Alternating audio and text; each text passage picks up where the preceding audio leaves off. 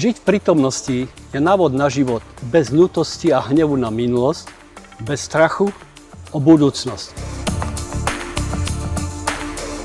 Nechcem a nebudem národ polarizovať.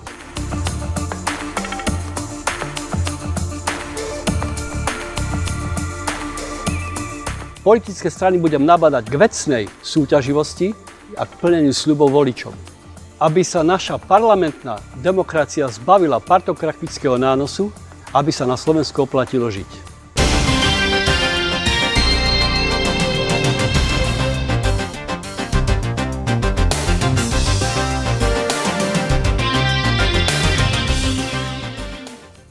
V roku 2009 boli neúspešní viacerí kandidáti, hoci mali dobrú mediálnu podporu a boli v spoločnosti dostatočne známi.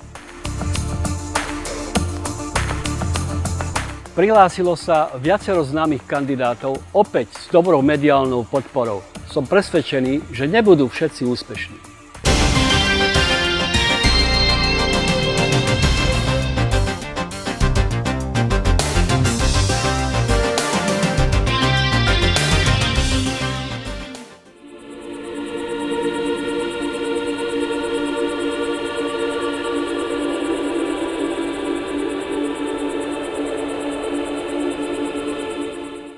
Som prirodzene vyváženým kresťanom a vlastencom. Považujem budovanie Slovenska a presadzovanie slovenských národoštátnych záujmov za samozrejmú a prvoradú povinnosť všetkých ústavných činiteľov.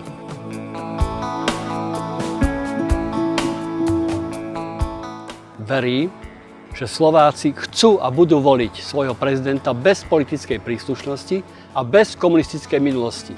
Človeka milujúceho svoj národ a svoju vlast. Prezidentov, ktorí vzišli z nominácií politických strán, už bolo dosť. Je na čase, aby občania Slovenska si volili prezidenta zo svojho stredu, bez účasti politických strán.